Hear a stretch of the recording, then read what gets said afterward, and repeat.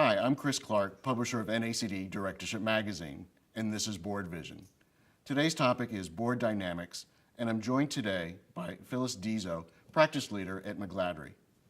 Welcome, Phyllis. Thank you, Chris. Delighted to be here. I'm going to cut right to the chase, and we've spent a lot of time off camera speaking about the core elements of board culture, good and bad.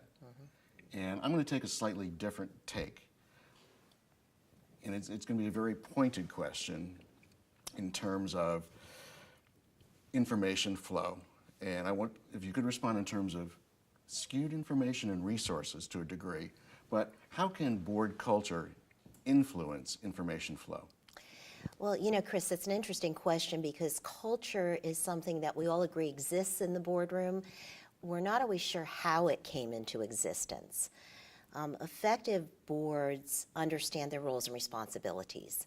They understand they're accountable for their performance and the performance of the companies that they govern. What they don't always focus on is the governance process, and it's that process that creates culture. Every time a board convenes, either through tradition, beliefs, practices, culture is being created. And my message would be that boards need to really focus on that governance process and really deliberately create a culture that fosters the overall objectives of the company. Well, let me go along that line of thinking. And if we're talking about process and that really helps create the culture, what are the real red flags, the warning signals? And I don't want to say whether it's healthy or unhealthy, but in your experience in the boardroom, which is extensive, what are those warning signs? Well, I think a good starting place might be three questions. How does a board allocate its time? How does a board make decisions? And what does the board do with the self-assessment process? So let's talk about how a board allocates its time.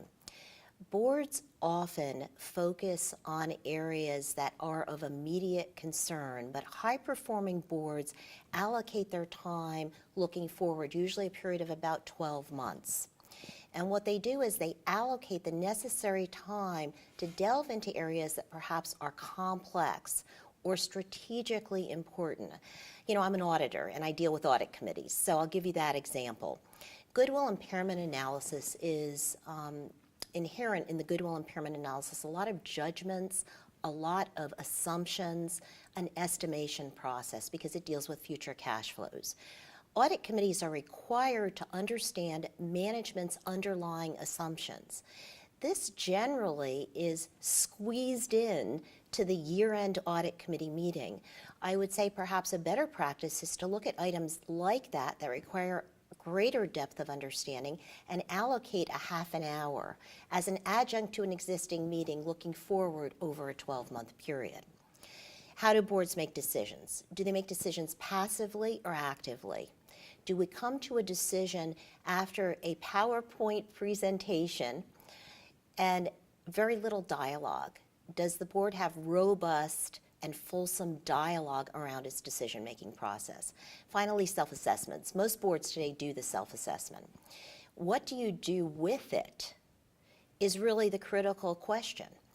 Do you assess the governance process, the feedback that you've received, and then take action on that feedback? So I think those questions are good starting points as to whether a board is appropriately focusing on the governance process. I think those are good signs, and I'm not going to squeeze you in on this last question, but I've talked to many directors, small cap, large cap, and to a degree, they all feel that they're not getting the whole story from management, from the C-suite. And if that sentiment abounds, all different sized companies, there's got to be something there. And, you know, again, in your experience, what can a director, what can the board do to get that level of trust up so you can actually have that conversation, again, with the right protocols, the right processes, when a director wants to talk to management to get the whole story? Well, you know, trust is an intangible, right? But many times trust is based on history. A history of an individual, a company, doing what it says it will do, when it says it's going to do it. It's also fostered by increased contact, and I believe informal contact is sometimes best.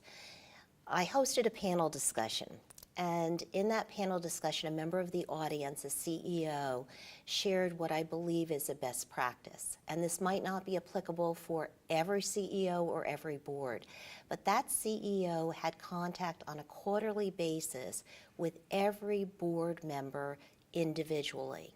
Sometimes that was in the form of a phone call that could be 20 minutes, it could be longer. Sometimes it was in the form of breakfast, lunch, or dinner. You know, sharing a meal breaks down those communication barriers. But the point was there was individual contact outside the boardroom And effort. that was regular. Right. That's right. And I think that is really what fosters that environment of trust that in turn fosters communication. And so that I think is really important. Well, it's a breath of fresh air. Thank you. On behalf of NACD McGladrey, thank you for tuning in today. I'm Chris Clark, and this is Board Vision.